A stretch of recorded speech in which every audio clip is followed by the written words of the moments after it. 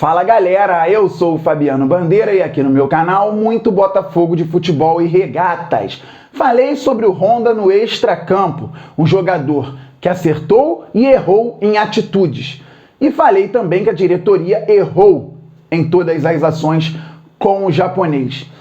Agora chego aqui para falar a respeito do Honda dentro de campo e para projetar um time ou um esboço de time sem o japonês até o final do Campeonato Brasileiro. Mas antes de mais nada, é imprescindível que você, meu amigo, você, minha amiga, se inscreva no canal Fabiano Bandeira. Vamos aí bater a meta dos 20 mil, depois vamos muito além, porque o Glorioso é gigante.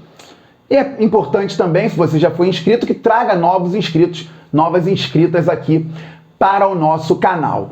Deixa o like, é importantíssimo, assim o YouTube entrega os conteúdos do canal Fabiano Bandeira, só falando a respeito do nosso Glorioso, para mais pessoas. E ative o sininho para que você receba as notificações de todos os vídeos e todas as lives aqui no canal Fabiano Bandeira. Então hoje, 7 horas da manhã, já saiu um vídeo, agora meio-dia está saindo outro vídeo. Às 19 horas tem live com meu amigo jornalista mineiro e botafoguense, Lucas Borges. Fiquem ligados. Pessoal, seguinte, que é isso que Honda chegou ao Botafogo. Eu perguntei na coletiva de apresentação do atleta em qual posição ele gostaria de atuar aqui no clube. À época, o Botafogo tinha um bom Bruno Nazário jogando como meia central. E o Keisuke Honda, que atuara fora do Brasil também na ponta direita, foi questionado por mim sobre isso. Mas disse que não, disse que na extrema não seria dele, que ele queria jogar por trás dos bons atacantes jovens, segundo o Honda, que o Botafogo tinha, para dar qualidade no passe, para entregar assistências interessantes para os nossos atacantes. Assistência o Honda não deu nenhuma.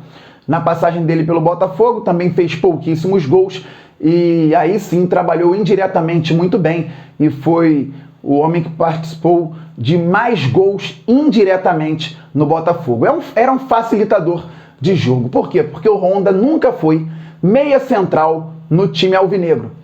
O Honda, com o Paulo Autuori, começou jogando como um volante praticamente. Ele jogava muito ao lado do Caio Alexandre, dava qualidade na saída de bola. Aí entra o primeiro ponto.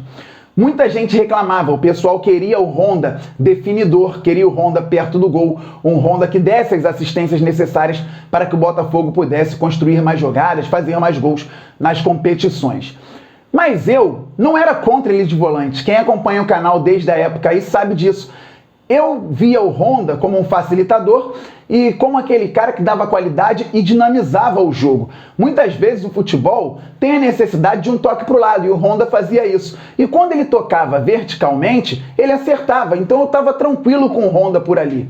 O pessoal reclamava que era o Honda finalizando, o Honda tem que jogar mais adiantado. E tudo bem, está todo mundo na razão, porque veio um astro internacional para o Botafogo e o pessoal queria o jogador potencializado, podendo contribuir mais ofensivamente com a equipe. Só que eu, acostumado com volante, eu e todo botafoguense, acostumado com volante sem qualidade no passe há anos, eu fiquei muito tranquilo com ele por ali. Paulo Autuori saiu, Bruno Lazzaroni foi efetivado, o Honda foi adiantado. Mas não foi adiantado como um meia central que todo mundo esperava, porque o Lazzaroni poucas vezes utilizou, se é que utilizou, o 4-2-3-1, que teriam dois volantes e o Honda de meia. O Bruno Lazzaroni fez, na maioria das vezes, duas linhas de 4. E nessa linha de 4 no meio, o Honda jogava mais pelo lado direito, pertinho ali do extremo. Às vezes o extremo era até o Bruno Nazário, e nós vamos falar sobre isso, aberto na direita, para possibilitar a permanência do Honda mais por dentro. Mas ele jogava um pouquinho mais adiantado pelo lado direito e não deixava de fazer a recomposição na marcação mesmo por dentro, porque é um jogador que tem essa bagagem europeia, ele tem essa noção tática que muitos atletas aqui no Brasil não têm. Honda fez gol contra o Sport, foi muito bem, Contra o Vasco na Copa do Brasil, voltando um pouquinho, também participou efetivamente da classificação do Botafogo no 1-0 no Newton Santos. Ele construiu bem a jogada do gol do Babi junto com o Bruno Nazário.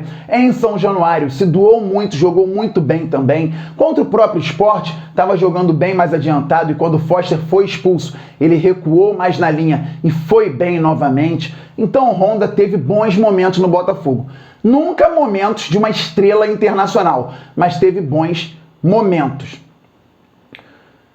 Só que o Honda também teve maus momentos. E os maus momentos deixam claro a omissão do japonês. E isso chateou a torcida.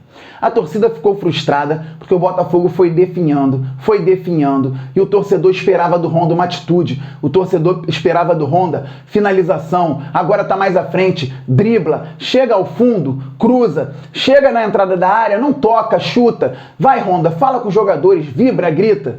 E o Honda não entregou isso, começou a cair de produção e as bolas paradas também foram de fundamental importância para que a torcida ficasse ainda mais chateada. Porque o Honda não chutava, não batia a falta, deixou o Pedro Raul perder pênalti em amistoso contra o Fluminense, deixou o Vitor Luiz perder pênalti em jogo importantíssimo do Campeonato Brasileiro contra o Ceará, não se posicionou da maneira que deveria. Não batia escanteios, não batia faltas de longa distância, tampouco de média ou curta distância. E quando resolveu fazer tudo isso ao mesmo tempo, obviamente se machucou, porque não é para ele fazer tudo isso ao mesmo tempo. A fisiologia está aí para mostrar que não é. O Honda deveria bater a maioria dos escanteios, a maioria das faltas, não todas. Estourou, se machucou e foi a última partida dele com a camisa do Botafogo no jogo contra o Curitiba. Depois que ele saiu, o Botafogo virou o jogo e venceu por 2-1.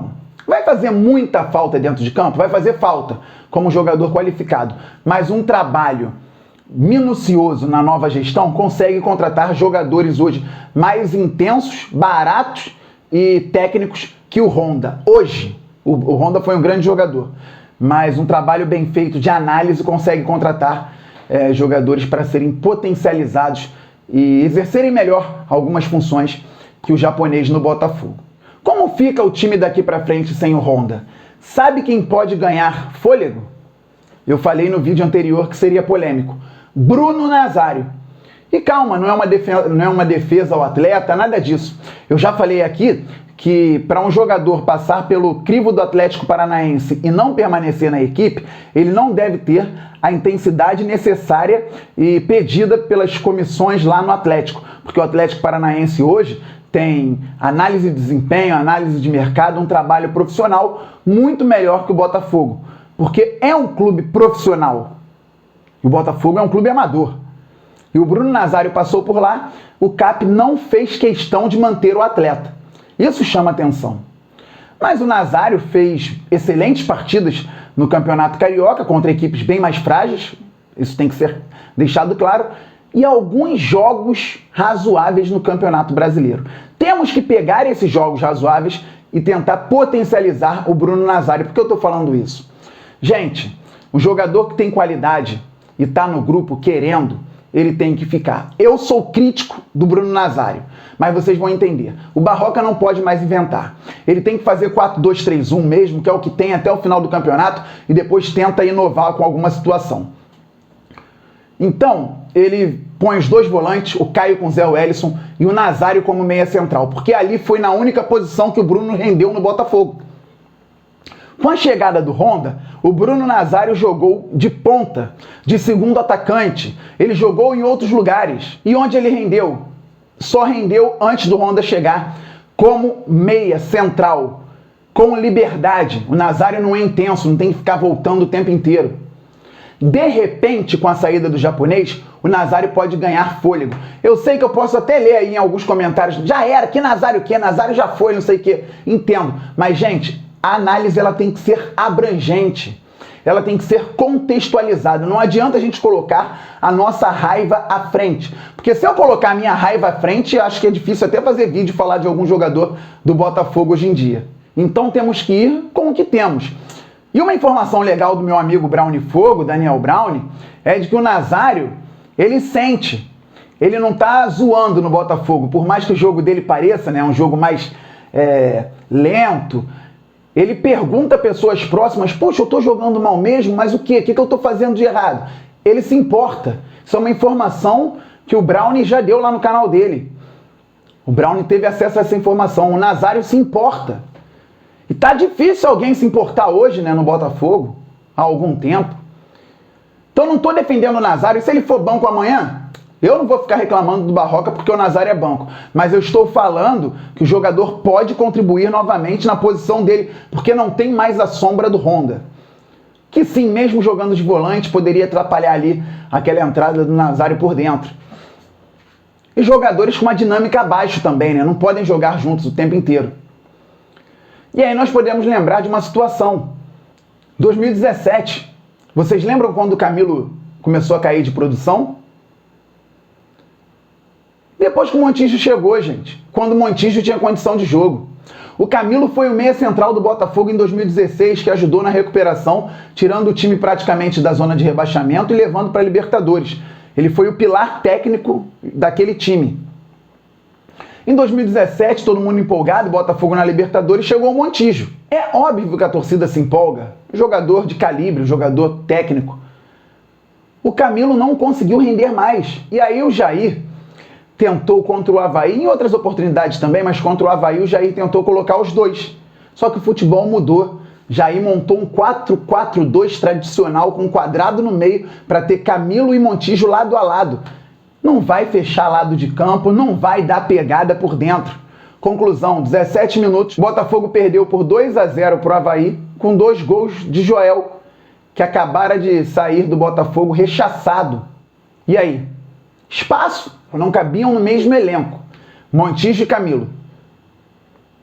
E aí caíram de produção. O Montijo, infelizmente, muito lesionado, não teve boa passagem pelo Botafogo e o Camilo também, infelizmente, foi caindo. Então, o Nazário, de repente, pode voltar a jogar bola. E quando eu falo voltar a jogar bola, é jogar aí um futebol nota 6 com muita determinação para fazer com que o Botafogo, de alguma forma, consiga permanecer na primeira divisão ou que termine o ano de forma digna. Mas é uma possibilidade. E quando eu falei aqui que o Barroca não pode inventar, que tem que fazer 4-2-3-1, é porque hoje 4-2-3-1 é o básico. O Barroca adorava jogar 4-2-3-1. Ele pode fazer as 2 linhas de 4 lá dele, mas agora ele vai deixar de potencializar um jogador que pode ajudar. É uma ideia, a gente está pensando ainda e pensando para o futuro também, fazendo uma relação entre a saída do Honda e os objetivos do Botafogo na temporada sem o japonês agora. Espero que vocês comentem aí com muito respeito, educação. Troquemos uma ideia legal aqui no canal Fabiano Bandeira e que fiquem ligados, 19 horas tem live. E lembrando que a 2Dcel e o canal Fabiano Bandeira são parceiros. Um abraço, saudações alvinegras, estamos muito juntos. Valeu, fui! You make me